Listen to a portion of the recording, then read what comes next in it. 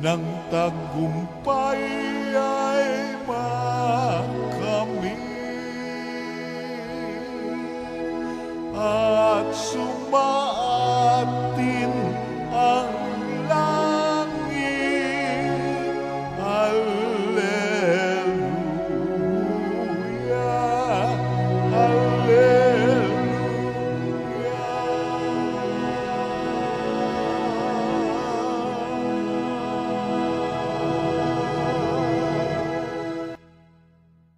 Sumainyo ang Panginoon. At sumayo rin. Ang mabuting balita ng Panginoon ayon kay San Juan. Papuri sa iyo, Panginoon.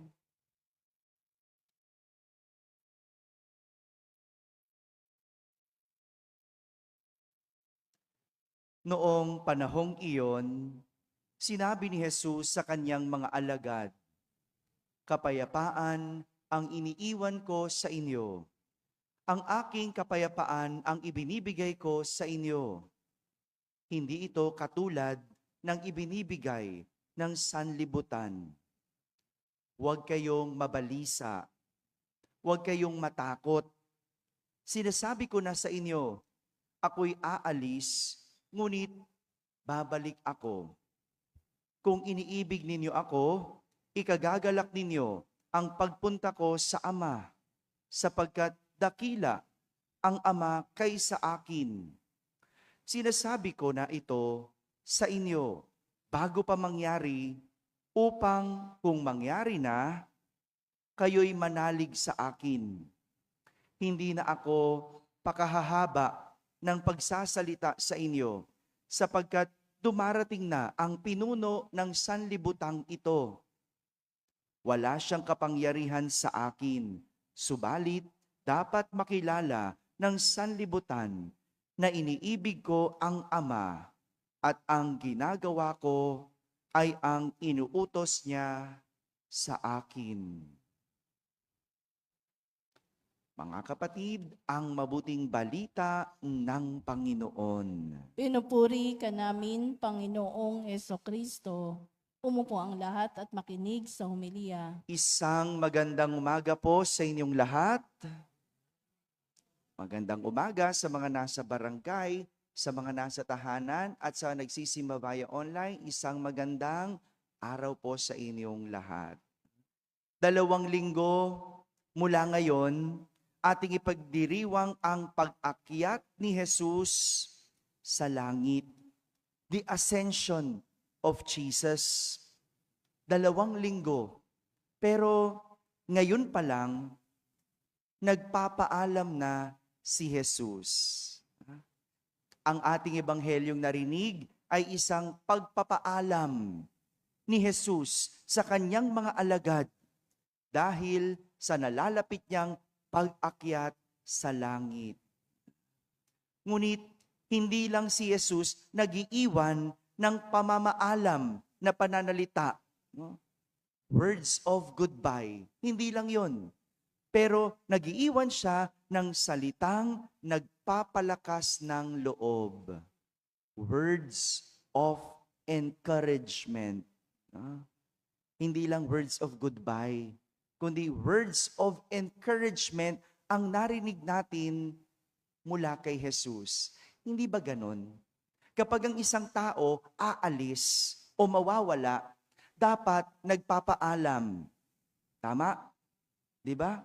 Sa mundo ng mga profesional o sa corporate world, di ba? Hindi pwedeng basta ka mawala. Hindi pwedeng basta ka umabsent. Tama? O, anong gagawin mo? Gagawa ka ng paraan.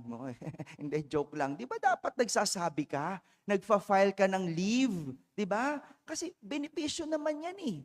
Di ba? Magfa-file ka ng leave. Magsasabi ka sa boss mo. No? Meron din namang emergency leave. Meron. Merong sick leave. May vacation leave. Magsasabi ka. Malayo pa lang, sasabihin mo na. O kaya naman, a day before, magsasabi ka, hindi ka pwedeng basta-basta mawawala. Kasi pag umabsent ka o nawala ka, ano mangyari? Bukod sa wala kang sweldo, meron kang sanction. Di ba? O yung mga may trabaho dito, ganon, di ba? Kasi ano mangyayari? Awol. No? Yung absence without official leave. No? Pero bakit ganon? May iba, bigla na lang nawawala. No? Hindi lang profesional, politiko pa. Pa. At wala na nga, sumusweldo pa. Pambihira, ang galing. No? Bakit ganon? Nung pinapatawag mo, biglang nawala. Magpaliwanag, 6.8 billion pesos. No? Biglang nawawala. No? Ay, maisingit ko lang. Alam nyo ba ang 6.8 billion pesos? Ha? Para sa ordinaryong tao. No? Ito, bago ko narinig mula sa isang lawyer. Para sa isang ordinaryong manggagawa, isang ordinaryong trabahador na may minimum salary, ang 6.8 billion pesos ay katumbas ng 11,300 years of working. Abay, kahit pagsama-samahin ang buhay nating lahat ng nandito, aabot ba tayo sa 11,300 years? Kahit nga 1,000 parang hindi. Hindi ba? Ganun ang ibig sabihin ng 6.8 billion pesos. Yung minimum salary mo, kailangan mong mabuhay araw-araw for 11,300 years para matumbasan ang 6.8 billion pesos. Tapos, bigla lang mawawala. Nakakakilabot. Naisingit ko lang naman. Kasi ang iba, ganun eh. Hindi ka pwedeng basta mawala. Di ba?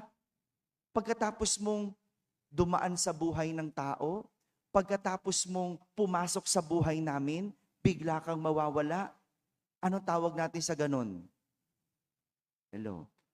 Sa mga kabataan, tawag nila ghosting. Di ba? Pero ano tawag mo doon sa taong umaalis ang hindi nagpaalam? Tawag ng mga matatanda, bastos. Di ba? Dapat magpapaabiso ka, magsasabi ka. Pero si Jesus, ngayon pa lang, nagpapaalam na. Pero, hindi nagiiwan ng salitang pamamaalam, words of goodbye, kundi nagiiwan ng salitang nagpapalakas ng loob, words of encouragement. No? 3 ang kanyang iniwan. Una, sabi ni Jesus, kapayapaan ang iniiwan ko sa inyo. Ang aking kapayapaan ang ibinibigay ko sa inyo. At hindi ito tulad ng binibigay ng sanlibutan.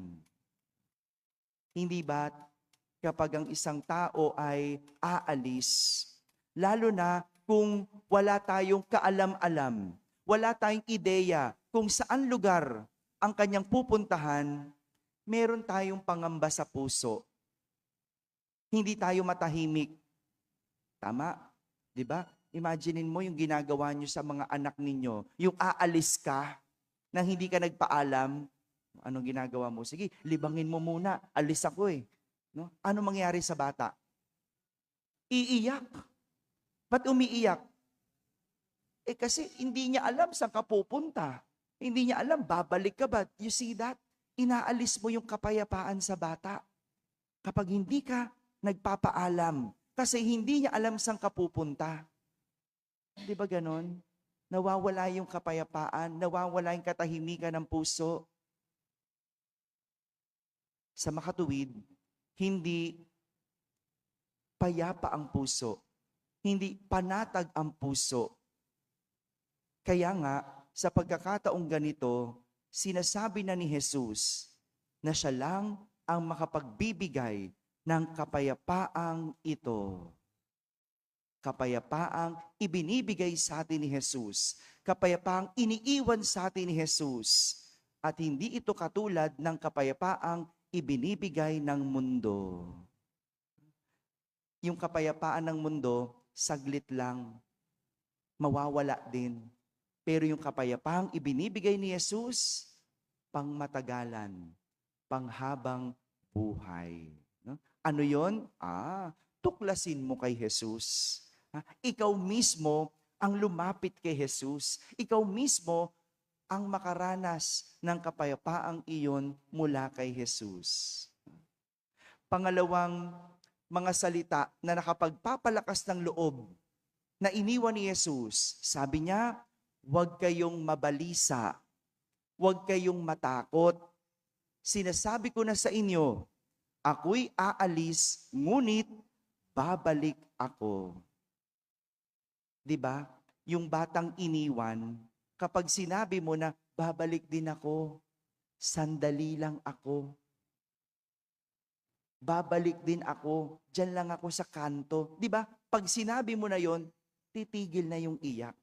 'Di ba? Mapapanatag na yung loob. No? Hindi na siya matatakot. At parang ganyan yung iniiwan ni Jesus. Hindi lang siya nagpapaalam, kundi pinalalakas niya ang kanilang kalooban. Sa kanyang pag-alis, pinalalakas ang ating loob. Binibigyan ng kasiguraduhan. Kaya nga, walang dapat ikabalisa at ikatakot dahil si Jesus ay babalik. Pangatlong mga salita na iniwan ni Jesus na nakapagpapalakas ng loob. Sabi niya, sinasabi ko na sa inyo, bago pa mangyari, upang kung mangyari na, kayo'y manalig sa akin. Malayo pa, matagal pa, nagpapaalam na si Jesus. Nagsasabi na siya para hindi sila mabigla. Pinangungunahan na ni Jesus, bago pa man mangamba, bago pa tayo mag-alala, bago pa tayo mabalisa o matakot, sinasabihan na ni Jesus, para kung mangyari, manalig tayo sa Kanya. Walang ibang gagawin ang mga alagad, kundi manalig sa Kanya. Di ba ganon? Kapag pinangungunahan mo na, sinasabi mo na ngayon pa lang, pag nangyari na, hindi ka na matatakot. Parang yung mga warning na binibigay sa atin, no? Bago magkaroon ng bagyo, lumikas na kayo, may malaking baha. Di ba? Kapag alam mo na, hindi ka magugulat pag dumating ang baha. Di ba? May mga warning na, magiging mainit daw ngayon. May warning na ako nabasa, mag-ingat. Huwag mo nang intayin pa mag-alas 12 at sasabihin mo, naku, mainit. Mainit po ngayon. Maghanda. Ngayong araw daw na ito, pinakamainit. So, maghanda. Iyon lang naman ang sinabi. Advisory. So, ganun di ba? Nagpapauna ka. Parang tao, hindi nagugulat at hindi nabibigla. Mga kapatid, hindi lang ito mga mensahe ni Jesus sa kanyang mga alagad na iiwan. Kundi higit sa lahat, mensahe rin ito para sa mga taong iniwan, nawalan, nahihirapan, at nasasaktan. Hindi katapusan ng buhay ang anumang iyong pinagdadaanan. Hindi ibig sabihin, naghihirap ka, nasasaktan ka, katapusan na. Hindi yan ang katapusan. Dahil ang totoong katapusan ay kapag narating na natin ang kapayapaan. Yan ang gusto ng Diyos.